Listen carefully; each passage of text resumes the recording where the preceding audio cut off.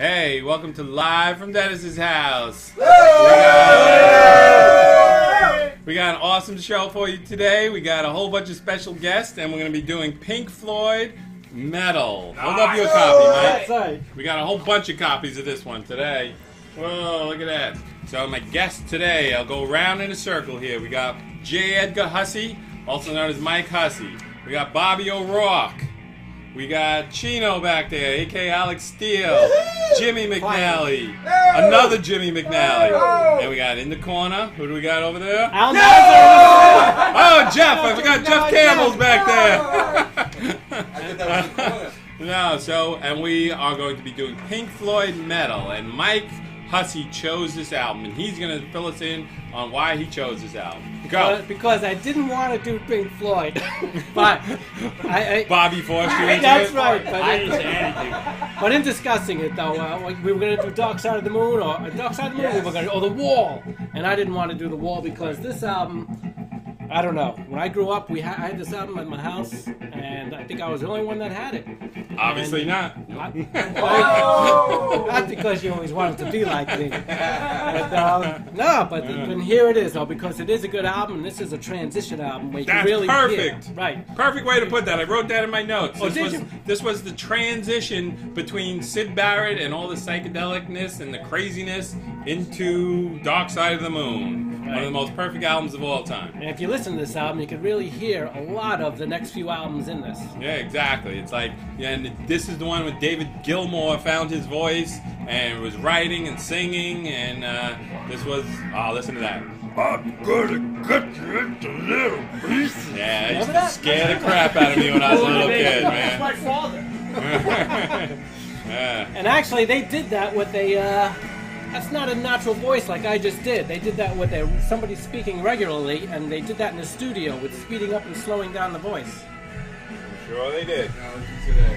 So, alright, so we got a lot of stuff going on here. This album was released October 1971, and a lot of it was recorded at Abbey Road, other studios around town in London, and it had huge critical success, but poor sales. Can you explain that? Not really. But they were changing band at the time, and also the song "Seamus" I heard that was supposed to be like one of their worst sons. Yes, there's only 6 songs on this album. That could be a problem too. People, used to at this time, 1971. The #1 song was Sugar Sugar by the Archies. Nice. So they're not used to a 23-minute song on one side. On the other side of this album is Echoes, which is a 23-minute song. And this song, of course, is One of These Days, one of my favorite Pink Floyd songs, I gotta say. I just love this song so much. Let's listen and absorb it in. It's awesome. So, like you said, Syd Barrett was very influential. He started the band, right, but he got increasingly erratic. It was said that he was schizophrenic, but he also was heavily into LSD and psychedelics, and that just went over the edge. And they wrote a couple songs about it, like how he would just play a different tune, like From Wish You Were Here. A couple of those songs over there, are about that. And he just went into, deep despair, so they had to get rid of him. And that's because they used David Gilmour to fill in for him when he got too erratic, so they eventually said, all right, let's not pick him up for the gig, let's just keep David Gilmour, and that's what happened. And this guy went on to, insanity. He did a couple solo albums, but he was like increasingly violent and, just... Yeah, and I heard he was there for the recording Wish You Were Here. Right. He showed up completely bald, including shaved his eyebrows. That's right. I almost said the same thing. But he had something. He didn't like the song. Right. He said, "Shine on, you crazy diamond." Yeah. That's it. And then I heard the funniest thing that he did though is during one of the recording sessions, he wrote this song called "You Got It Yet," something like that, right? And what it was is that they would learn the song, and then every day he would change it up in the studio, and then would just yell, "You got it yet?" And eventually, after weeks, they realized that he was just effing with them, that he would change the song every day, and they could never learn it because he was that's what his whole point was, to screw with him, and that they could never learn it. So I found that to be rather amusing. But as loony as he was, you could credit him with their early fame. Oh, absolutely. He formed the band, right? Mm-hmm. So so they did take from him when it came to developing their later records. And right, they were like two completely different bands, if you ask me, from the early, Emily, that song, and those early albums, as opposed to Dark Side of the Moon and afterwards. But all right, so let's talk about this album cover now. We briefly mentioned a little while ago. Go ahead, Mike. Tell everyone about this album cover. I'll tell you, this album cover. It's funny. My daughter Lauren said to me the other day. She looked at this album cover and she says, "What is that? Is that a gopher or something?" And it struck me then, because I've had this album for a long time, and every now and then I would look at it, try to figure it out, and then just think it's nothing. And I remember one time being in my basement and sitting on the chair there. I saw it out of the corner of my eye, and I could have sworn I knew what it was at that moment. I stared at it again, and nothing worked. So, but it is actually something. And, it is. Did I tell you what it is? What is something? It is. I thought I saw it. No, check it out. Go ahead, Bob. It's a brain. Close, Bob. Chino, you want to guess what it is? I thought I saw a pussy come out. Let me see. It's like a skull. Yeah, it's a brain, man. It's. All right, go ahead. Tell us what it is. It's a Mike. human ear underwater. There you go. Shown up close, and you still can't see it. But if you turn the album, now Aha! you can see it. And that's the sound waves coming in, absorbing the music. Right. So yeah, let's hold that up. This is psychedelic. We should compare Stuff smells. at its best. Yeah, let's do that. All right. Time to smell the album. This is a Rosedale smell. Oh, what do this you is got? good. Oh, Man, you ain't beating this one. Don't confuse them. I put mine under the stairs. Did you put your initials on them or something? I don't know. I think mine's a little different. Muskier. I don't know. Oh, yeah, mine's much more musty. Oh, yeah, This it is definitely musty. yours has a bouquet from like France, does. 78. It smells like Ajax.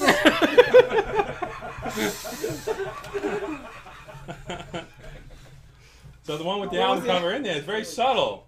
I'm surprised. Yeah, well, where'd you keep it? Right now, well, I kept them on a shelf in the basement, but now they're under my stairs in my basement. Yeah. Up on 2x4s, so I got the smell of the floor and everything. Yeah, that's something. I never realized So- how much I love the smell of the inside of an album. The way it's supposed to smell. All right, so Strong now enough for a man, but made for a woman. It smells like youth gone by. Hey, get your nose out of there. that's not the album, Chino. Get your nose out of there. All right, so now once the albums Let me come see back that album, around, Jeff. let's give us those albums back. What, did he put them away? He went downstairs. Yeah, no, he tried to Filed pile them away. He Yeah. put them in We his. switched them around. He did like Albert and Sam Goody, and he slid one up his shirt.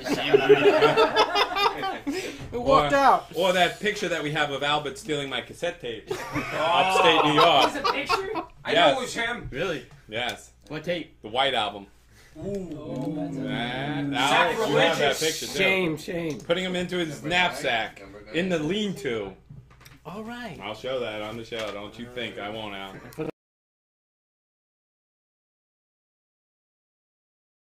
I haven't seen the All right, inside of so, the album. yeah, show the inside of the album. Was It's a it- band photo. There And, you go. you know. But did you hear, I think you know, what Storm Thurgeson, who is a manager or something, what he wanted for the original album cover? I do know. Come on, tell us. It was a close-up of an orangutan's arm. No, it was a close-up of a baboon's anus. Oh. Orangutan arm? No way. Maybe the arm was going in the anus. I don't know. It was a baboon. That's what it was. It was a close-up of a baboon's anus. That's a horrific and sight to see an anus of an orangutan. have you ever witnessed such a thing? I have. Oh, actually, yeah, those big, not big. surprised. Oh, come on in, Come on Bobby in. G. Bobby G. Yay! We're doing Pink Floyd in here, the Meddle album. And Bob, did you know what this is? We're going to tell you. You know what that is? Picture there. A woman with breasts? That That's what I see in everything. that's an ear underwater absorbing sound. Well, you said it's a family show, so And we were just discussing what the original album cover was supposed to be. It was supposed to be a close-up of a baboon's anus. But what's that on there, Mike? I don't want to touch that. That's your album. Smell that, It's Bob. not mine. I think Mike Might be knew it was something an from the bad anus. boy Danish. No, mine don't have that. It wasn't like that when we passed it around. Now it's this black I thing think that on was in here. Chino's anus. Yeah, come on, Chino. What's going on back there? So, And the word metal is a play on words. yes, it's really Meddle, which means a lot of things.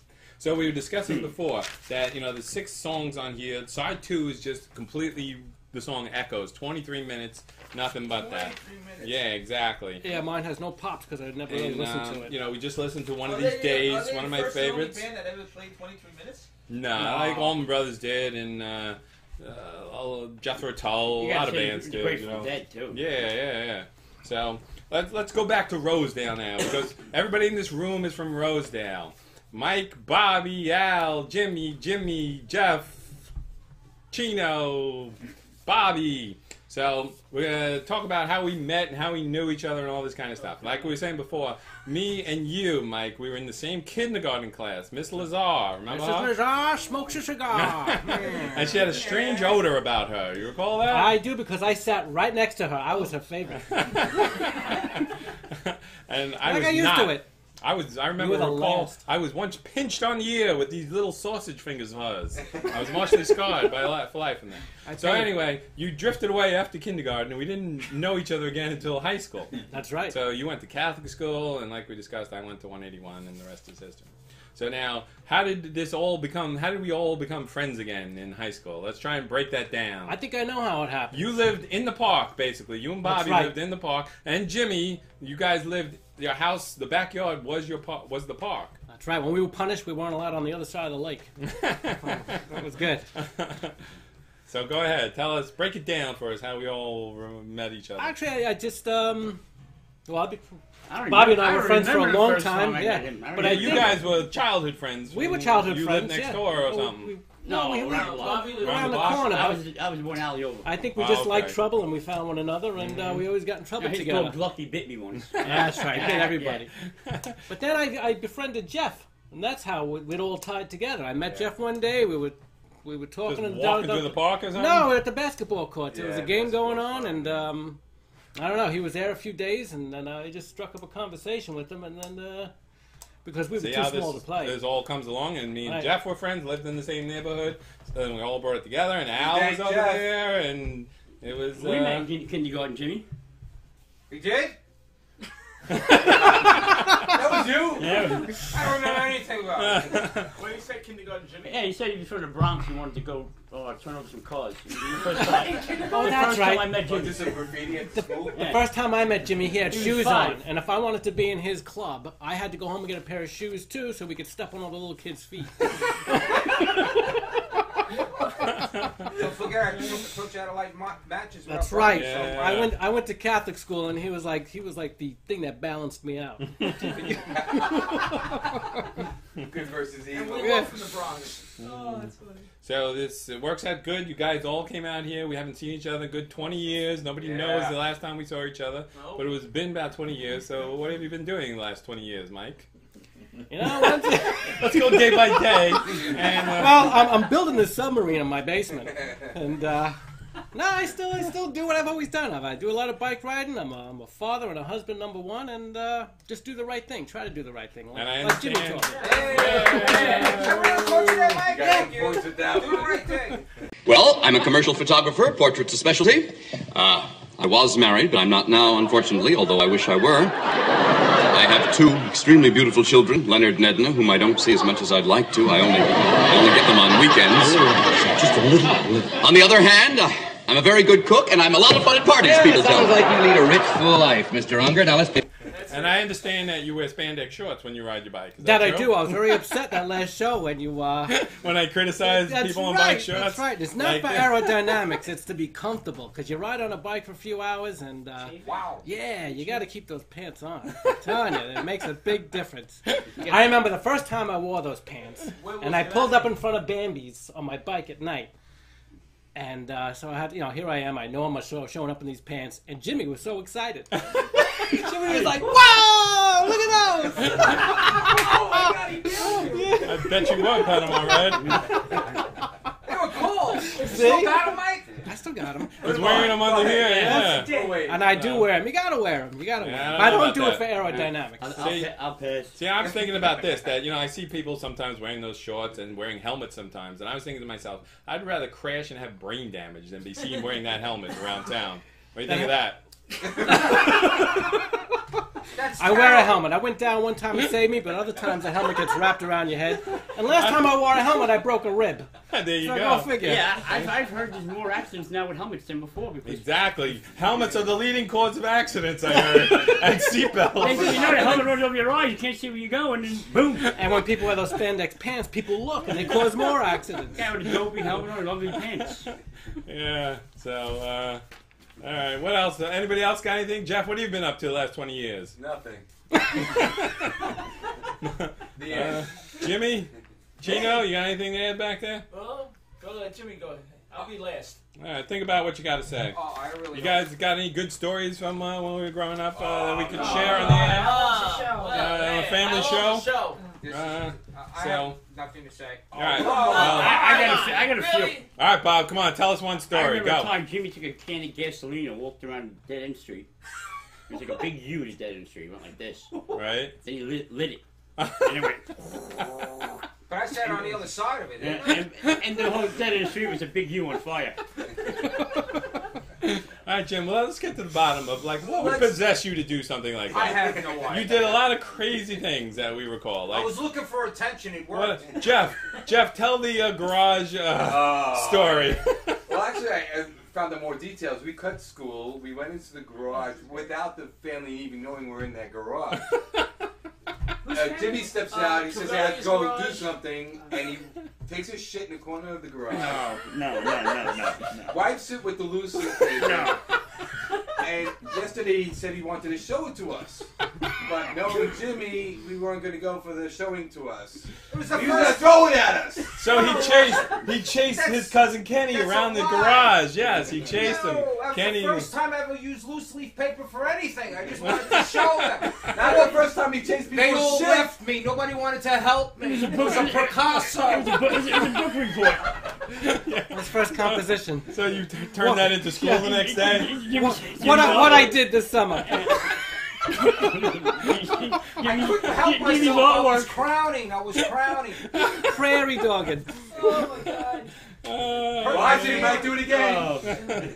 Yeah, I don't trust him behind me. So, all right. So I found some good news stories this past week. So let's do some news while we're hanging out here. Okay, some current So, events. all right. So this first story takes place in Alabama, close to some of you guys live in Florida. But this Alabama man wakes up after surgery with no penis. Why? Exactly. Johnny Lee Banks Jr., 56, went in for a routine circumcision surgery and awoke after surgery to find his penis had been amputated. Ooh. Now, the first question is, why are you having circumcision at age 56? Good If question. you went that long, Well, I he could think be you in could some go a little long with some it. discomfort. Now he's in real Yeah, discomfort. well, anyway. So, no one at the hospital would tell him why it was necessary to have his penis removed. Devastated, he is suing the hospital, but the hospital states that his allegations are without merit and plan to defend the case vigorously. Vigorously. When presented with the hospital bill, Banks Jr. commented, "Keep the tip." Ah! I wrote that one myself. That's a Moyles joke. Sorry he's not getting it done on that. Alright, here's another one. You swine. Woman tries to kill a spider by spraying it with aerosol and lighting it. Nice. The blaze quickly spread and ended up burning the house down. Yep. So, that reminds me, because Jim, you've also done this, not with spiders, but with your own gas. You used to light fires and things like that. Lysol was my favorite. See, but this made me think that women have an unnatural fear of spiders, and that it's crazy. I tell my daughter whenever she sees a spider, she goes crazy. We all got to come up there, and I tell her, you can never be president if you don't get over this fear of your spiders. Because what happens if, say, Hillary becomes president, right? And she's afraid of spiders.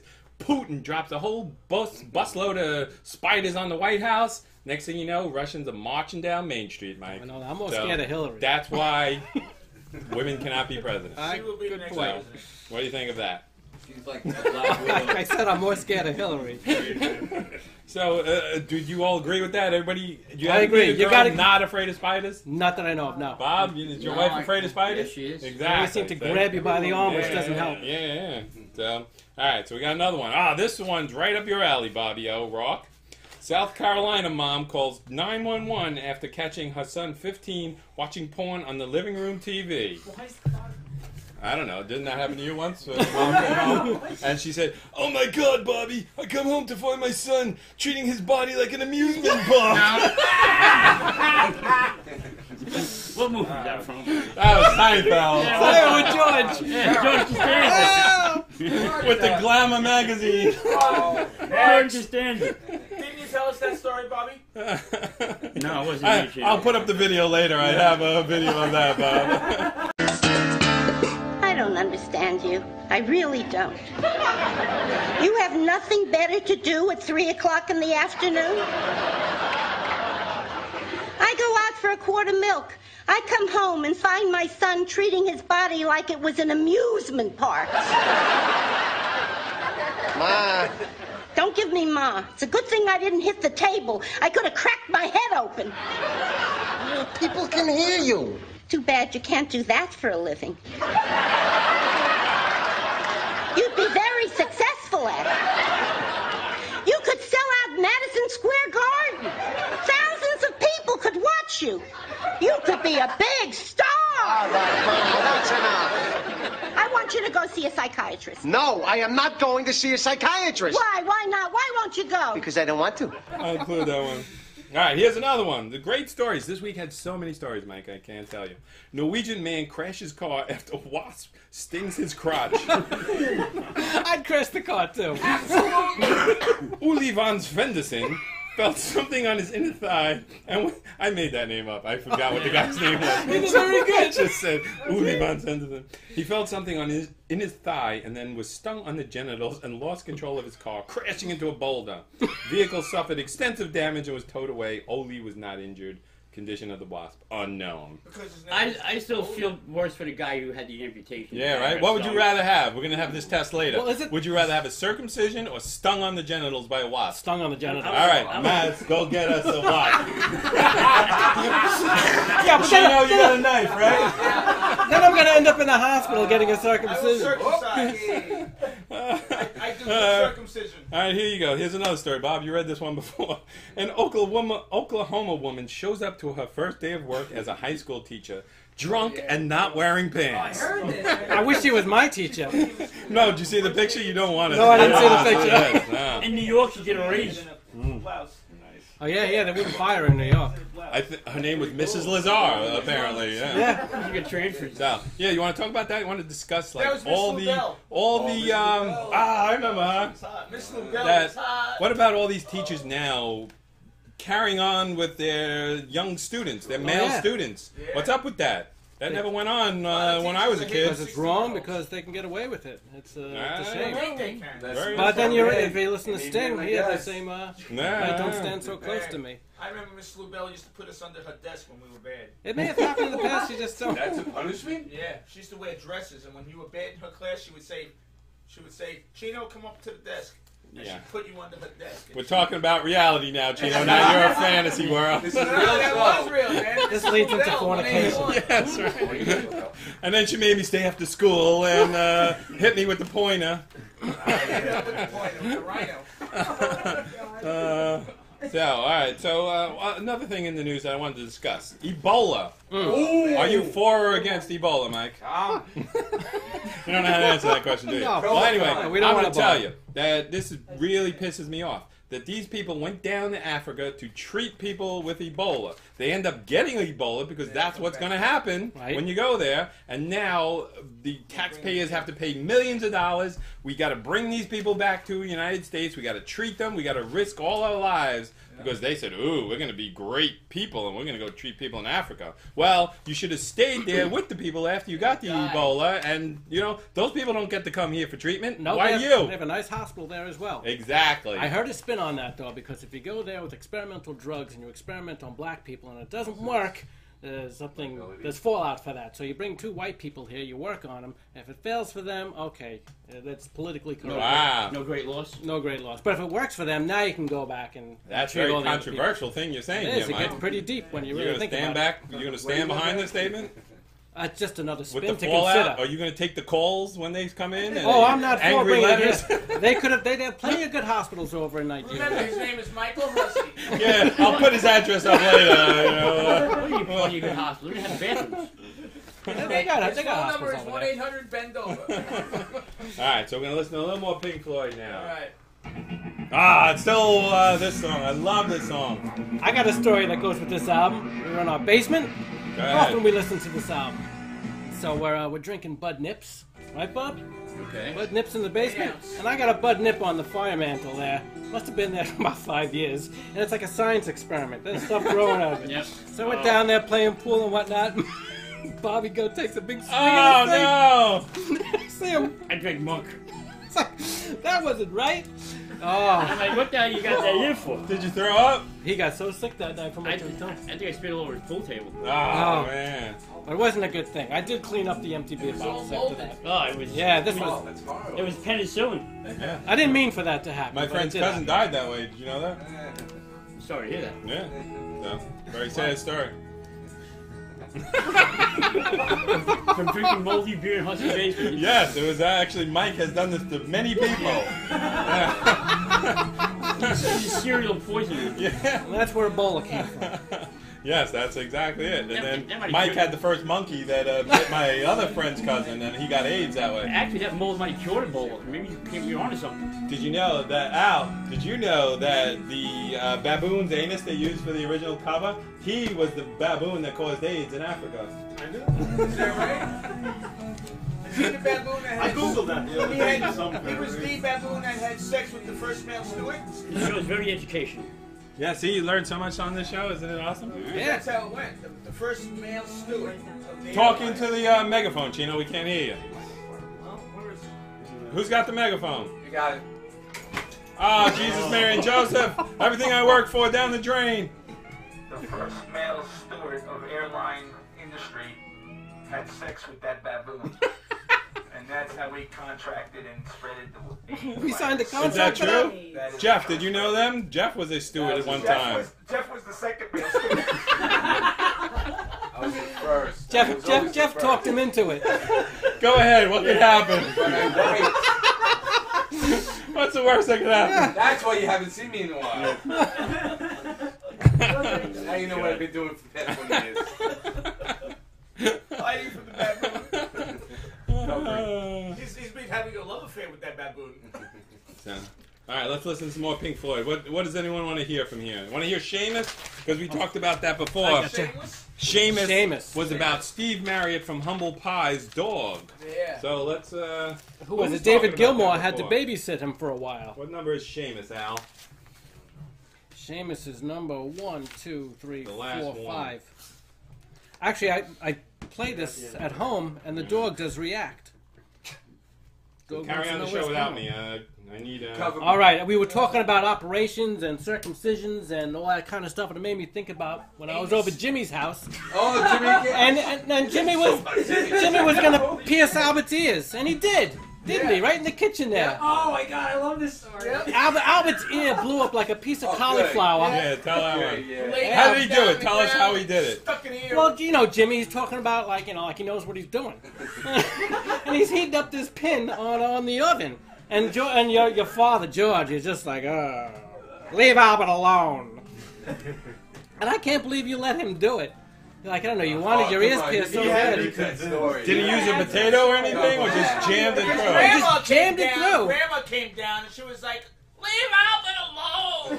And Albert's laying on the floor going, "Ah, my ear!" Was it bleeding And all over the place? Jimmy's Yeah. standing over Albert with the fucking earring, and he's sticking it right through his ear. You know? He's like, "Hold on, worm, we got it. Let me do it. One shot. Stand still." And he takes the earring and pops it right through, and Albert goes, "Ah!" And then Jimmy looks at me with the pin and says, "You want to do this?" Yeah, like, Hugo, the other one. Do my nose. And poor grandma, she's like, "Leave Albert alone." Did you leave that out? Does it still work? That you still got that hole? Still there, yeah. All right, all right. So Jimmy does know what he's doing. It's still bigger than the other one. Yeah. I can put a pencil in this one. This is a perfect intro where I could put one of those African people in there with the giant ears. You screamed so loud, 3 of the neighbors fucking. Maybe that's the recovery album. Is that you? It's all right, come on, we're running out of time. Let's think of some more stories before we go. You said somebody on the way. Yeah, see, this is it. The pressure's on. There's plenty of Jimmy stories. Actually, when Bobby and I called for Jimmy, Jimmy comes slamming out the back door and said, "My mother told me to kill the cat." Yeah, I go on a walk and the cat's up the tree, 30 or 40 feet up in the tree. What did Jimmy have with him? Oh, Did he Jimmy have a was knife or something? a rifle. He's on the job. A rifle. You got your BB gun or something. What were we using? Rocks. Rocks. Yeah, we got a rock. So we were at a dark and we couldn't get the cat. So about 2 days later, I go back to Jimmy's house and the cat's laying on the bed. Ah, it was alive or It dead? was alive. Ah. Like I thought he falls to kill the cat. And he goes, my father, get over it. And the parakeet. The parakeet. What about the We parakeet? used to let the parakeet out of the cage and let people swat at it and knock it out of the air. And you should see feathers. Every few seconds you see feathers in the air. Alright, give it some time to breathe. Alright, go get it. Oh, man. Pull the parakeet. But the best remembered story I have. Talking to the megaphone, Chino. Your voice is low. The best remembered story I have, and I remember this story very well in the dead of the winter when we would burn blazing fires in the barrels to keep warm late at night, drinking beer and rum and anything else we could steal from our families. Dennis Margillo, drunk, drinking on himself. He's making up nonsense now. That's never happened. Dennis Margillo in his shopping cart to wheel him home because nobody had a car to drive. And we would leave him in front of his house like the movie, what was it? Yeah, Animal House. Animal House, right. The mistress, the dean's daughter. We would leave him in front of his own house. This is where I put up made-up story. On See, there's a funny story. I do recall that hanging out in the park. You were there one time. We were cutting school early, and we were listening to Neil Young in the boathouse. And we had a fire, right? And it was cold out. And I had my back to the fire, and we were getting all fired up. And my pants burnt at the bottom. So I was supposed to be at school, and I come home from school, and my mom says, "How'd you burn your pants at school?" Chemistry class, Ma. You were hanging out with Jeff again. Yes, Jeff. He's so sneaky. Stay away from that kid. And you smell like smoke. Yeah, right? Why It's do you like the smell same smoke, thing. Dennis, at 3 in the afternoon? And he told you about this, putting a dummy in the bed when you left the house. Another time that happened, Jeff, I think we cut and we went to the beach, Rockaway Beach, and we came home with sunburn. It was like, how'd that happen at school? It was a how you say, Mike, a very advanced school. We did a lot of things, you know. Today we experimented with the bright light. Yes, trips. About how Dennis used to leave hidden dolls in his bed to sneak out the window. Yeah, Dennis would shrink himself to the size of a G.I. Joe. Now, Chino forgets that I have final edit, so whenever he sits back there, Chino. I'm gonna Photoshop Chino and a baboon together. Fornication. Hey, I fornicate well now that I live in Florida. Really? Yeah, you can only do it in Florida? 6 times a week. And the 7th is with an actual person. Himself, yeah. With a baboon. All right, we're over time here now. So anything you gotta say, you gotta wrap it up now. Let's go out with some more Pink Floyd here. Let's talk about this album a little bit more. Awesome album, Al. Let me smell it again. Ear in the water. Good choice, Mike. Very good choice. Thanks for coming on. My pleasure. Thanks for having us. Thanks, Bobby, for coming on. Thanks, everybody, for coming on. Hold up your copies. Go out and buy this album. I recommend it very highly. Not Dark Side of the Moon, but it was a great transition into it. One of These Days, amazing song. A lot of these songs. I listen to this. You know, this is one thing I thought of. What's he got back there? Jerry goes. Oh, wow.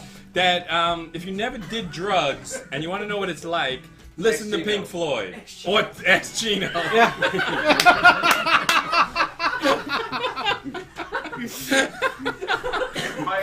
proof that drugs do exist. I'll post his address later on. Actually, I read the song "Brain Damage" was recorded for this album, but never made it, so Really? they put it on Dark Side of the Moon. So, all right, this was another great show, great day. All these people here I haven't seen in 20 years. We do this every year.